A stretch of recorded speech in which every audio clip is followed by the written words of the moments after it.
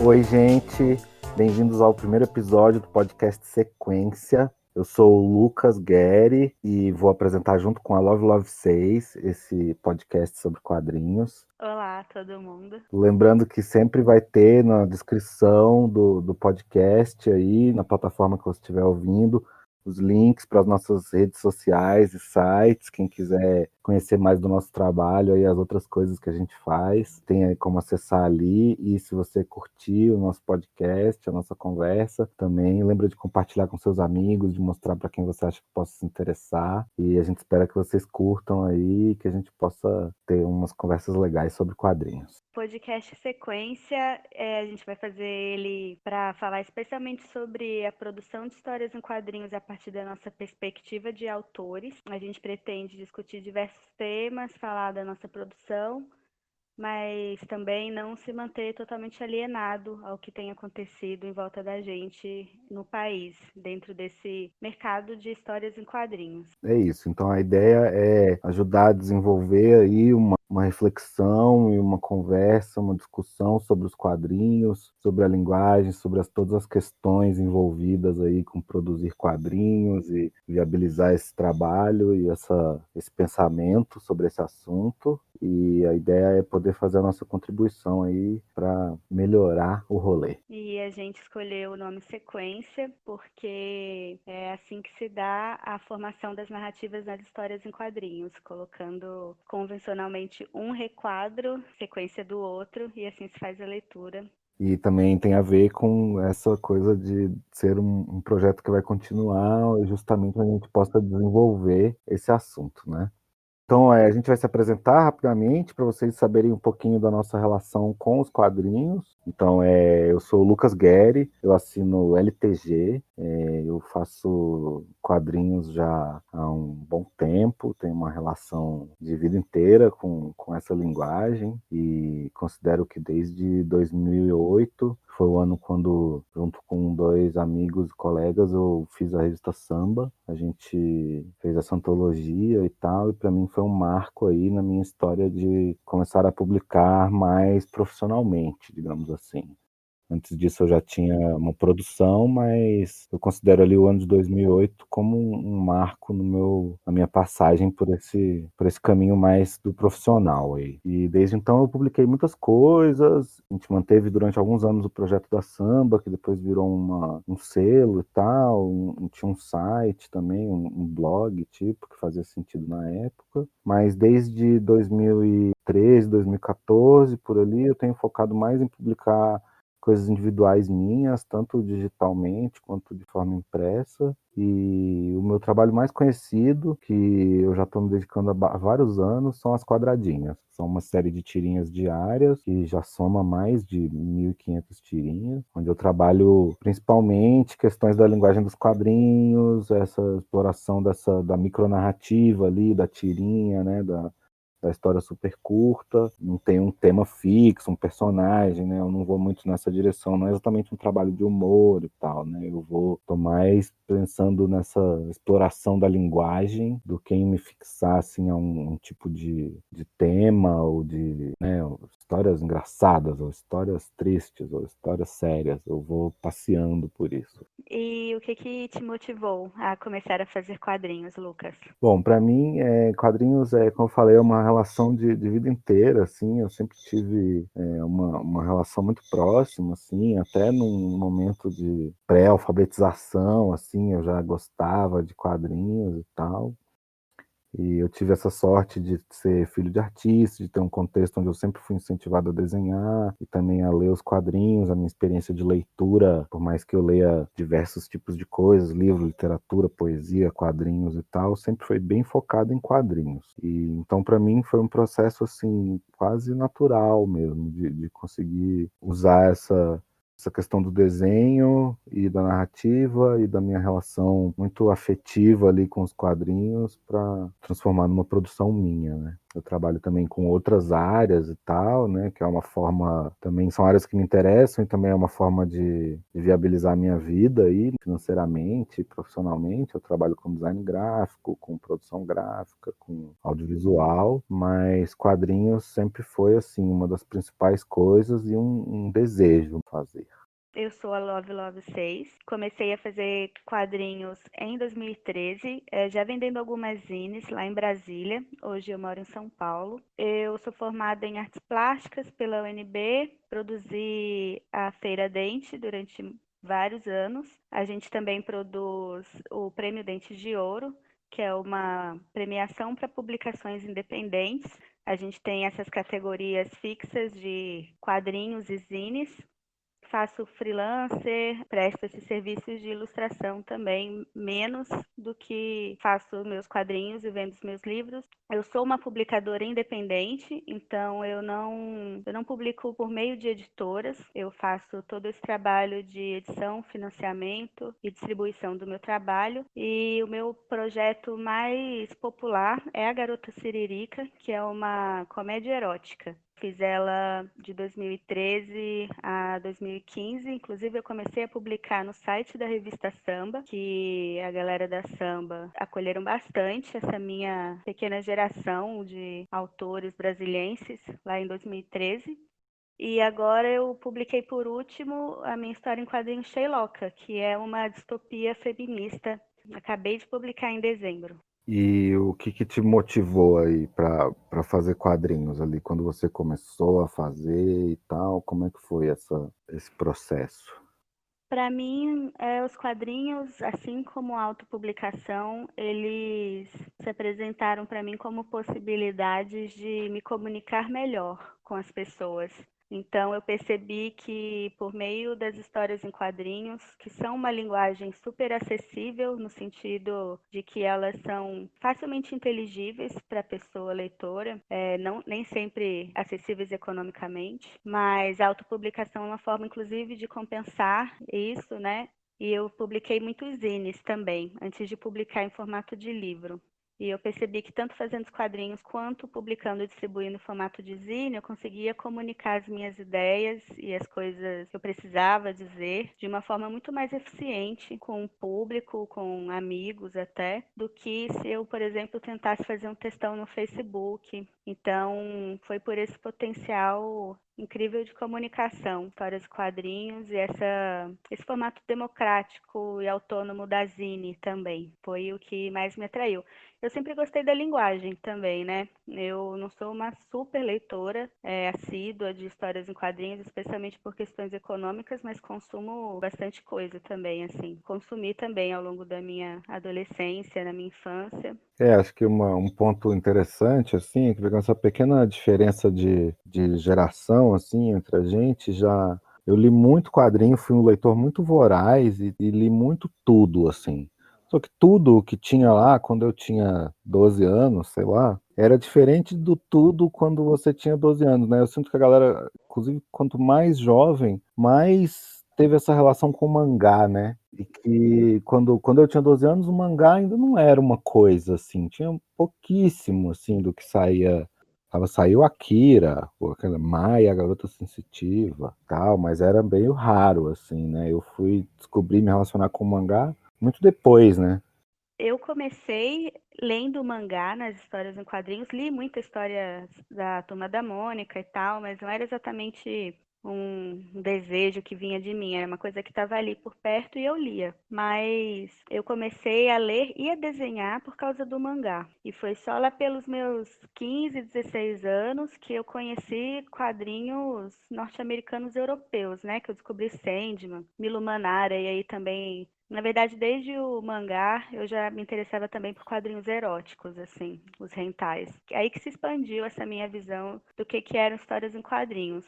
Inclusive, tudo que eu li foi nesse sentido meio contemporâneo, assim. Eu tenho um bom déficit, na verdade, de leitura de histórias em quadrinhos mais antigas, de anos 80 para trás. Eu acho que essa é uma questão real, inclusive depois a gente pode pensar em fazer talvez um episódio Uhum. sobre isso, assim. Mas só porque a gente comentou um pouco, então, né? Acho, por exemplo, para mim lá quando eu tinha 12 anos, ali, não tinha um caminho ali, né? A Turma da Mônica acho que continua sendo essa primeira coisa que o leitor de quadrinhos brasileiro recebe ali super na infância e tal. Na escola a gente tem e tal. Só que para mim era muito isso, era a Turma da Mônica, e daí depois o caminho era, tá, Disney, super-heróis, e daí também tinha uns gibis assim, mais menos adolescentes, supostamente mais adultos, mas que faziam muito sucesso ali. Tinha a Mad, tinha os nacionais lá, né? Tinha Chiclete com Banana do Angeli, tinha a Piratas do Tietê da Laerte, o Geraldão do Glauco, enfim, tinha várias publicações desse nicho, né? E eu sinto que para as gerações mais novas ali, que experienciaram isso já nos anos 2000 e tal, já foi meio da Turma da Mônica pro mangá direto, né? Inclusive, na verdade, quando eu frequentava a banca de revistas para comprar os meus mangás, que ainda não era, isso era começo dos anos 2000, essa disponibilidade de scans, de digitalizações, né, de quadrinhos na internet, não era justamente uma coisa massificada da forma como é hoje, tão acessível. Então, quando eu frequentava as bancas de jornais para comprar meus quadrinhos, já não tinham mais essas revistas dos quadrinhos brasileiros, não tinha mais Chiclete com Banana sendo vendido. Então, eu também fui descobrir as histórias em quadrinhos brasileiras bem depois de que eu descobri o mangá, os quadrinhos norte-americanos e os europeus, na verdade.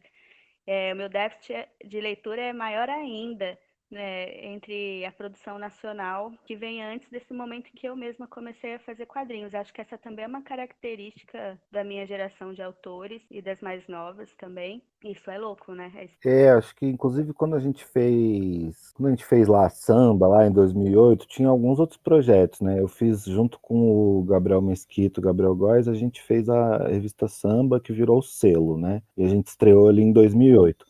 Um pouco antes da gente, tinha um pessoal lá do Rio, da Tarja Preta, tinha o Alex, que fazia prego, mas... E que também que já estava um pouco antes da gente ali com a samba, mas não muito, entendeu? E antes disso, assim, teve um certo vazio, sabe? Entre essa fase onde a galera essa geração da Chiclete com Banana, Piratas e tal, conseguiu viabilizar essas publicações de banca, e depois ficou um vazio ali, né? Teve uns projetos esporádicos, né? Teve uma revista que foi importante, que foi a Front, mas que eu acho que, inclusive, hoje em dia pouquíssima gente conhece. Nem sei se você já chegou a ver uma dessas, mas, assim, foi uma revista onde, por exemplo, o Marcelo de Salete publicou quando ainda era mais jovem. Eu não vi, não conheci essa revista e inclusive acho que vale mencionar que eu vi a samba, a primeira samba, na Kingdom Comics, que foi essa única comic shop brasilense durante muitos anos. E eu lembro de ter visto a capa da primeira samba lá, e aí em 2010, quando eu já estava dentro da universidade fazendo as plásticas, eu apoiei a segunda edição da samba.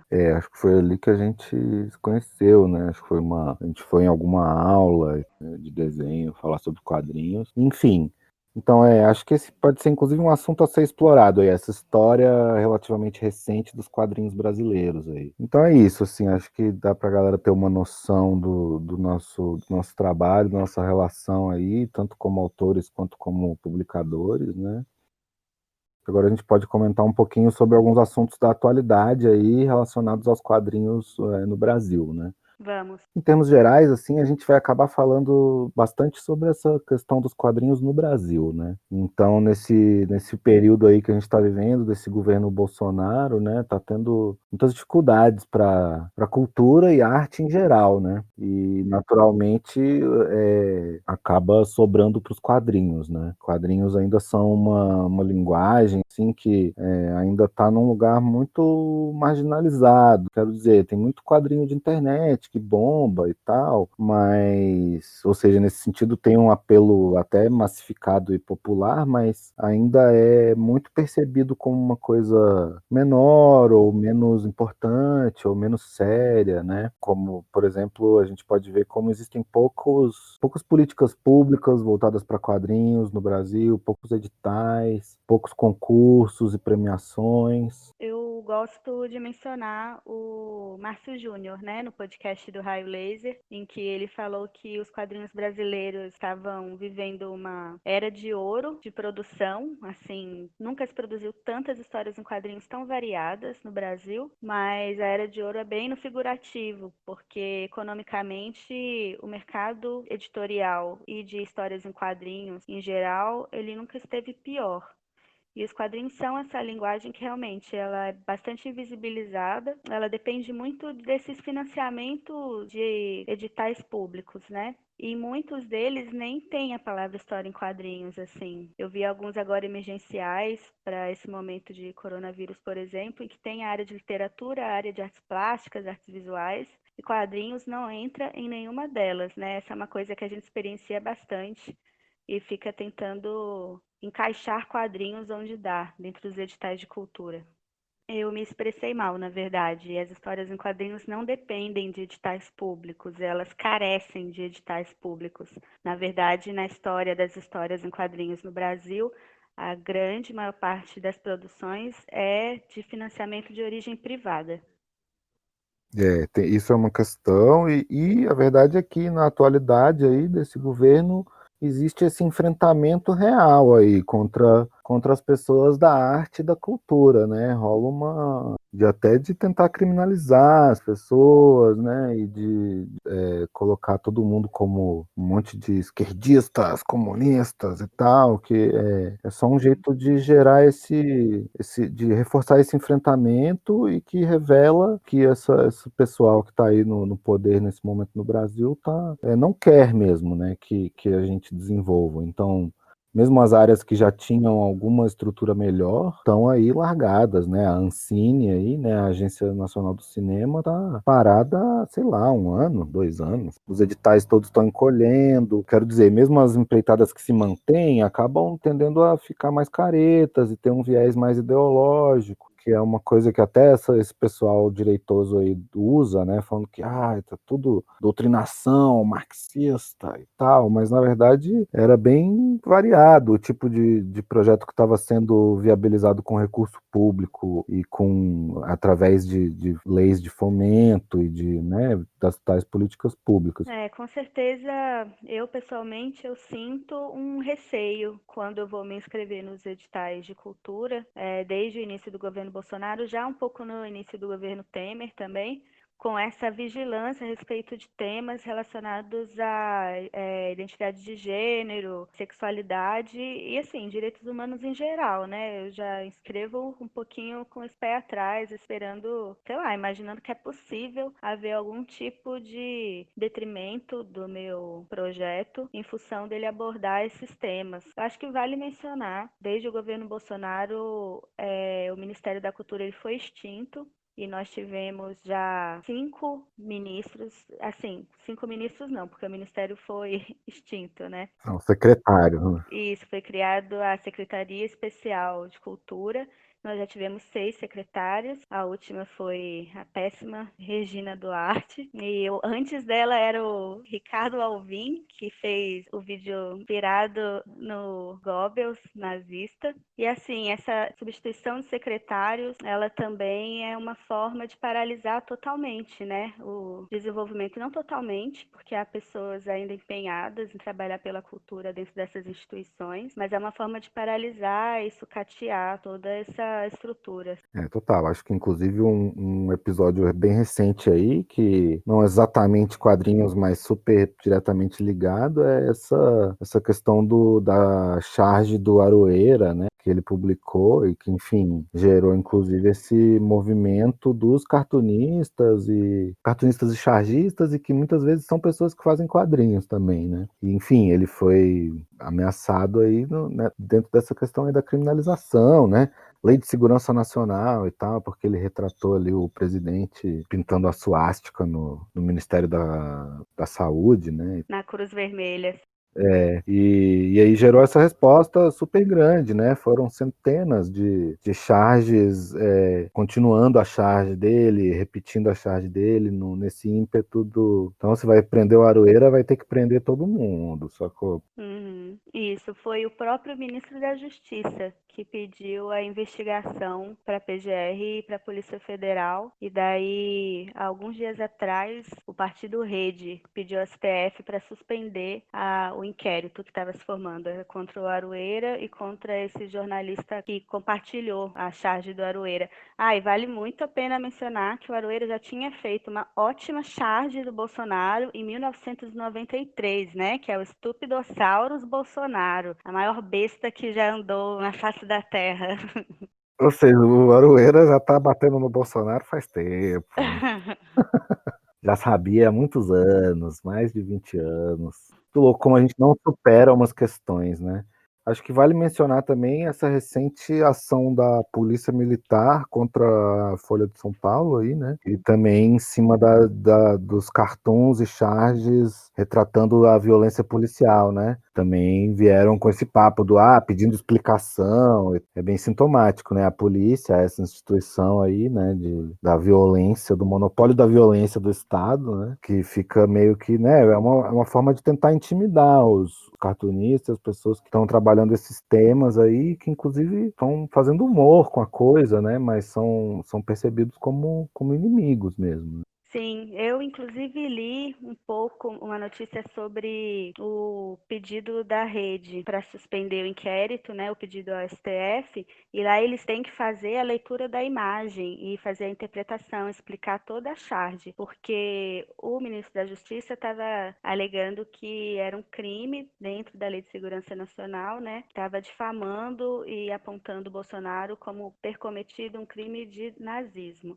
E aí a rede teve que explicar. Bom, na verdade, há várias semelhanças entre, para dizer o mínimo, né, entre o governo Bolsonaro e o Partido Nazista, porque o Partido Nazista não, o regime nazista, porque durante o regime nazista também houveram invasões a hospitais de campanha. Bolsonaro literalmente incentivou as pessoas a fazerem isso, e diversos membros do governo Bolsonaro fazem menções e elogios a coisas relacionadas ao regime nazista, né? Vídeo Ricardo Alvim, no vídeo que levou ele a cair como ministro, secretário da Cultura, por exemplo. E também a nossa ditadura brasileira, né? Também eles gostam bastante de falar bem Uhum. desse período tão horrível da nossa história, né? Só queria comentar, inclusive, rapidamente sobre a ditadura no Brasil, que a ditadura, a perseguição, a censura que estava rolando aqui foram um dos grandes motivadores para Cissa Pinto se exilar e parar de produzir quadrinhos. Quanto mais as coisas se transformarem em ações reais aí, mais fica difícil, né? Da pessoa ficar à vontade para falar do assunto que ela quiser, e acaba sendo desestimulada a fazer e desestimulada a ser livre nos temas, né?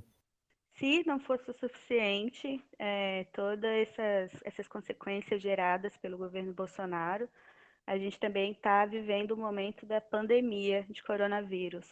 E isso está afetando brutalmente o setor de cultura, a área de cultura no Brasil, economicamente e socialmente também, né? Porque as duas coisas andam juntas. O governo Bolsonaro e a nossa quarentena são temas indissociáveis agora. Cara, a quarentena está sendo muito mais longa e muito mais difícil, também pela forma ruim do governo de lidar com a questão da pandemia, né? Uma das consequências da pandemia e da quarentena, especialmente pela necessidade do isolamento social, foi o cancelamento de muitas feiras e eventos, né? A gente ia ter esse ano, por exemplo, o Festival Internacional de Quadrinhos, que acontece em Belo Horizonte bianualmente.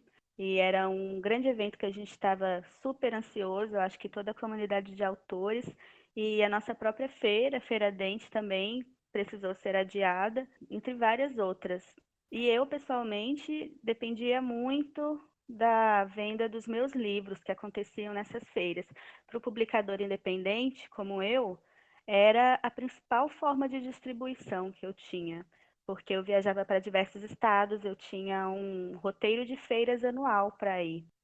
Acho que essa é uma coisa que eu compartilho bastante também. As feiras e eventos de publicação e de quadrinhos também eram o meu principal momento de distribuição dos meus livros, né? E eu acho que é um impacto real, assim, quero dizer, acho que muitos autores e autoras estão nesse lugar do independente, de estar fazendo os próprios livros e tal, e isso de não ter esses momentos de encontro e de objetivamente de vender o trabalho faz um impacto muito grande, né? Também é isso, à medida que esse circuito de feiras e tal foi se consolidando nos últimos 10 anos, mais ou menos, isso também era uma forma de um estímulo, né? A pessoa sabia, eu vou lançar meu zine, minha revista, e aí eu vou para o festival tal, para a feira tal, e vou vender, e vou para outra cidade. E de repente, sem ter essa possibilidade, o que restou é tipo a lojinha online, que ainda é limitada, né? Quero dizer, algumas pessoas vão conseguir usar melhor, outras não, né?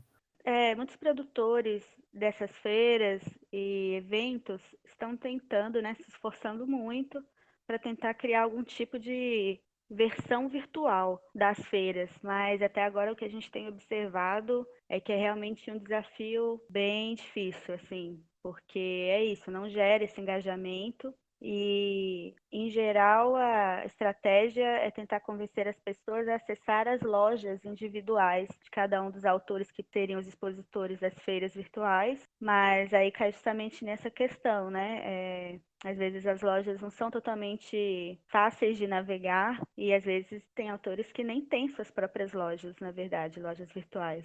E não chega a suprir, né? O ideal era justamente ter a loja online, caso você quisesse, e ter a feira presencial, né? Uhum. Quero dizer, tem algumas coisas que os eventos virtuais podem conseguir suprir, por exemplo, debates, diálogos, apesar de que nunca é a mesma coisa, né? O encontro presencial, ele sempre é mais interessante e porque ele também envolve toda uma outra questão do contato humano e tal. E elas se somavam, né? Elas não eram exatamente duas coisas, o digital e o presencial, né, o online e o presencial, eles não é tipo ou um ou outro. O ideal, quero dizer, o melhor é ter as duas possibilidades, né? Ou, enfim, quanto mais possibilidades, melhor, né?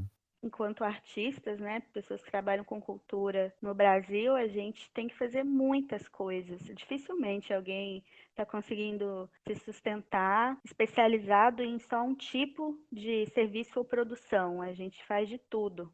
Estão havendo, na verdade, alguns lançamentos de editais emergenciais de cultura em diversos estados. Todos eles vêm com essa palavra emergencial, que eu acho interessante, né? É uma forma que os governos dos estados estão tendo de reconhecer que a galera da cultura está totalmente ao léu, assim.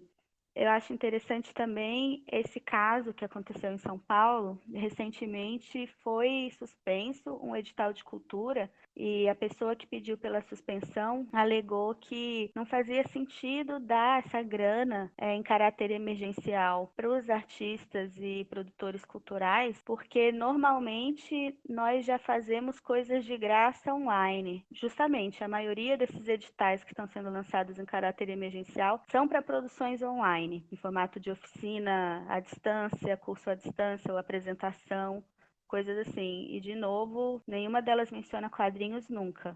É um problema, né? Porque essas coisas vêm muito também com essa questão política, é um jeito de reagir. Isso aí é sinal de que tem grupos e pessoas pressionando os governos e tal para fazer essas coisas, né? Uma pessoa, uma juíza e tal, vem argumentando justamente essa coisa de que o pessoal já está fazendo de graça na internet, então não precisa. É meio destruidor, assim, porque na verdade fica aí também essa questão de quanto vale a pena fazer coisa de graça para a internet, entendeu? Nesse sentido, até os quadrinhos têm essa questão, né? De que quadrinhos têm uma acessibilidade média. Quero dizer, uma pessoa sozinha, eu posso aqui com um material simples e eu consigo produzir os meus quadrinhos e publicar eles na internet, né? Mas essa é uma coisa que a gente ainda não resolveu, né? Que como é que a gente transforma esse público e porque muita gente tem quadrinhos online, publica super um material bom e é super amplo e variado, tem muita gente fazendo coisas muito diferentes nessa onda do quadrinho gratuito na internet, e a maioria das pessoas está num lugar ali onde ainda não consegue exatamente viver disso ou viabilizar totalmente o trabalho através disso, né? Então, não adianta. Muita gente tem lá milhares, dezenas, centenas de milhares de seguidores, e isso não necessariamente está vendendo milhões de cópias de livros e recebendo altos convites para publicar em jornais, revistas, editoras batendo na porta. Não é bem assim, não, né? Acho que esse é um tema que a gente pode fazer um episódio todo sobre essa discussão. Eu só queria fazer uma correção do episódio aí do edital cancelado que eu mencionei.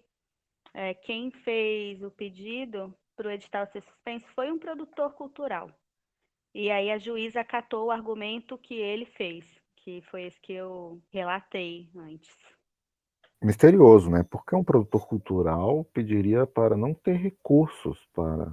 Pelo que eu li, ele achou muito pouco especificado quais seriam os critérios do edital, que, na verdade, a gente se inscreveu num edital de cultura lá do DF, que também tem esse caráter emergencial, e nós tivemos essa impressão de que foi mal escrito, né, no sentido de que ficou muito aberto algumas especificações de como seria julgado os projetos, que tipo exatamente de projeto eles estavam esperando receber, os formatos dos projetos. A gente achou meio estranho, na verdade, a redação. Eu imagino que, como em caráter emergencial, a maioria dos projetos estão saindo com várias questões de redação também. Tem a ver, né, com essa coisa de ser uma ação que está reagindo a essa questão da atualidade, né, e que teve que ser feita meio correria, rapidão, vamos fazer esse edital para lançar, porque é isso também. Tradicionalmente, esse processo dos editais e dos recursos públicos ou das leis de incentivo são burocratizados, que é um problema, né? Tem essa ambiguidade, às vezes tem questões interpretativas ali, é difícil de ter certeza do que querem dizer certas questões, né? E isso é um problema e tradicionalmente demora, né? Entre você ser contemplado, sair o resultado de um edital, esse processo acontecer, você se submeter a toda a burocracia, até, né, esse produtor cultural receber esse dinheiro e poder executar o projeto, às vezes passa anos, né? E aí, nesse momento, também não faz sentido, né? Quero dizer, se eles só conseguirem dar resultado para esses editais emergenciais de ações online no ano que vem, talvez perca totalmente o sentido e a gente já não esteja mais na quarentena ou já esteja com uma outra relação. Então, não teve muito tempo para o pessoal planejar isso e até realmente essas propostas de editais, de coisas emergenciais ficarem boas, demora um pouco mesmo. E além desses fatores econômicos, de como a pandemia está afetando a nossa produção, como mais ela está afetando a sua produção, por exemplo? Eu acho que são muitos fatores aí. Acho que, fazendo a ponte aí com esse assunto anterior, teve já algumas, alguns editais e coisas assim que já eram, tipo assim, para esse mês, para o mês passado, para você mandar um projeto pronto, um trabalho de arte ou né, tipo, de várias linguagens e tal, já sobre a pandemia, sobre o Covid, sobre a situação atual, que eu acho que é um problema, né? Exigir também que todo mundo vivendo esse momento tão difícil, tão mais difícil ainda no Brasil por causa dessa questão do governo atual. E já ter que, enquanto você está aí, tendo que aprender a viver na quarentena, já ter que ter processado essa parada, já transformado num trabalho que você já esteja pronto para ser publicado, divulgado e lançado, acho também que é meio demais, assim, né? Quero dizer, a gente precisa de um tempo para processar as coisas, a gente precisa poder também fazer de uma forma que seja relativamente tranquila e saudável, né? Então, cada artista e cada aí focando nos quadrinhos, acho que tem uma galera que está conseguindo ser produtiva e falar do assunto, sim, que tem uma galera que está super paralisada e tendo dificuldades de dar continuidade, sim. Talvez eu me colocasse mais próximo desse grupo aí do que está tendo dificuldade, sabe? Recentemente eu tive várias mudanças no meu cotidiano aí. Tive durante muitos anos um espaço de ateliê coletivo, que era onde eu ia trabalhar, onde eu tinha o meu estoque e que com esse período da pandemia a gente encerrou porque deixou de ser viável, né? Porque tinha um custo, né? Era uma casinha que a gente alugava e compartilhava. Então eu voltei para casa com a minha estação de trabalho e tal, com todos os meus livros que estão aqui, mó bagunça entulhada. Tem um grande estoque de livros que eu não sei quando é que eu vou conseguir vender. Eu não estava super,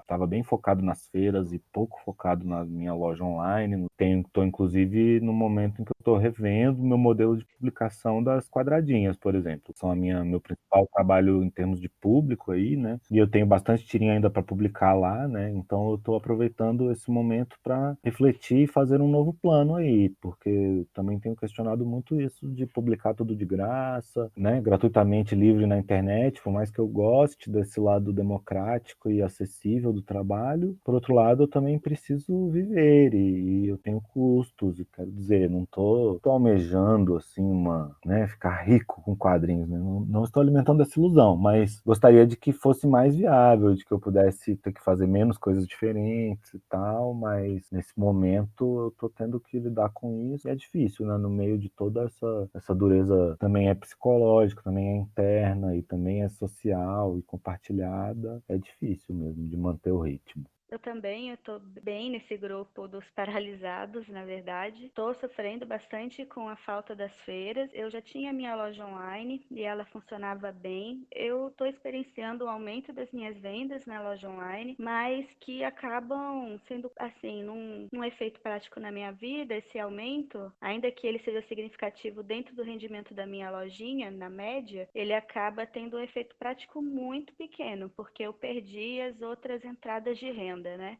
Ele não compensa. O que tem muito me paralisado também tem a ver com eu estar um pouco confusa a respeito de que histórias estão valendo a pena serem contadas agora. Num exemplo mais besta, eu não sei se eu desenho as pessoas com máscaras ou não, se eu desenho elas nessa realidade que a gente vive, ou se eu desenho elas como vivendo no mundo como ele era antes, porque eu não sei como o mundo vai ser depois e se essa realidade, o quanto ela vai mudar, né? E se sequer vai voltar a se parecer como era nosso cotidiano, os nossos hábitos antes, assim. Esse é um exemplo pequeno, mas que na verdade me paralisa na hora de pensar em novos projetos. Nesse sentido, acho que é interessante um comentário sobre que, né, você lançou enfim, na internet ao longo do ano passado e depois no final do ano passado você publicou a Sheiloca, né, que é uma história longa, né, de 200 páginas. Tem essa temática da distopia, né, você mesmo chamou de distopia feminista e tal. Então,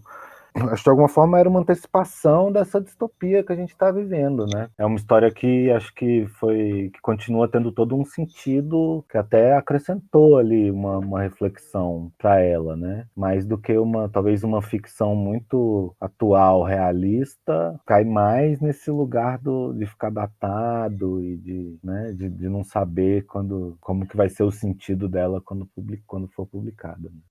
Eu tenho esse receio de criar uma história que já vai ser criada datada, assim, dependendo de como é que vai acontecer, de que vai ser o futuro. A respeito da Sherlock, essa foi uma maneira que a pandemia e a quarentena me afetaram bastante também, que eu estava começando, eu publiquei ela em dezembro de 2019, e estava começando a planejar o lançamento, a turnê de lançamento dela. Eu já estava conversando com a galera de Curitiba para fazer, ia fazer em Brasília, provavelmente Goiânia. Não vai mais rolar, pelo menos ainda vai demorar um tantão, assim. E é muito ruim para um lançamento, né? Porque quando eu conseguir fazer já não vai ser um lançamento. E é bem nessa época de lançamento que a gente tem a maior quantidade de vendas do livro. E eu também estou refletindo muito a respeito do quão vale a pena continuar publicando gratuitamente meu conteúdo na internet. Eu sempre fui bem defensora e argumentativa a respeito de como eu acho importante disponibilizar conteúdo gratuito online, mas nesse cenário que a gente está vivendo, tanto por questões econômicas quanto por várias outras questões, e eu poderia fazer um episódio inteiro só sobre isso também, tenho muito o que falar. Estou passando a rever as minhas estratégias de produção e, de certa forma, de sobrevivência também, e que tem tudo a ver com a forma como eu vou continuar disponibilizando o meu trabalho e tentando continuar dando um rolê independente, né? Eu nem sei se é possível dar outro rolê agora que não seja esse, na verdade. Né, tipo assim, acho que é importante lembrar aí que, tipo assim, que a gente como autores independentes, quero dizer, nesse sentido de autopublicadores, né, estamos aí publicando as nossas próprias coisas, tendo nossos próprios projetos editoriais, ao mesmo tempo não estamos fechados para a possibilidade de uma editora, né, mas a verdade é que são raras as oportunidades de bons negócios com uma editora, né, não, na verdade não tem nenhuma editora me oferecendo nenhum mau negócio. Nenhum bom. Muito menos um bom negócio, mas a tendência é que se aparecer uma proposta é que seja, né, tem essa conta. Se eu for publicar com uma editora, eu vou lançar, vai ter mais cópias do meu livro, eu vou poder focar mais no meu trabalho de autor, e não vou precisar ficar cuidando de distribuição e de vendas online, porque talvez a editora assuma esse papel aí de intermediar, é para isso que serve também, né? Mas a verdade é que fazendo nesse modelo que a gente mesmo é próprio editor e tal, né? É um jeito de mais do resultado financeiro final ficar com o próprio autor, né? Então, quer dizer, eu faço meu livro e eu mesmo vendo e tal, eu consigo vender menos cópias do que uma editora conseguiria vender, muito provavelmente sim. Mas uma editora iria me pagar no máximo 15% daquele meu livro. E se eu estou vendendo o meu livro que eu faço, eu estou ficando com 100%, né? No final, eu consigo ter um livro mais barato do que se eu tivesse num esquemão de editora, e que mesmo assim, que mesmo vendendo menos cópias, no final, se eu somar o que em 2 anos eu vou ganhar com o meu livro de 1.000 cópias independente, é mais do que o que eu conseguiria ganhar com o meu livro de 5.000 cópias para uma editora, sacou? E acho que vamos encerrar então, que a gente iniciou vários assuntos aí, ficou várias sugestões de assuntos para próximos podcasts. Quem ouvir a gente depois e quiser sugerir temas ou dizer se gostou de algum dos temas que a gente falou aí também, sintam-se convidados a interagir, por favor. E é isso aí. É isso, esse foi o primeiro episódio de sequência. Nas descrições de onde vocês acessaram o nosso podcast haverão os links, tanto para os nossos sites, onde vocês podem ver mais do nosso trabalho, quanto para as nossas redes sociais. Compartilhem com os amigos e as amigas, comentem aí pra gente, mandem mensagens falando o que vocês acharam da duração, dos temas também, como o Lucas disse. A gente aceita todas as suas opiniões, se vocês derem gentilmente. Até o próximo episódio do Sequência. Tchau, tchau. Tchau!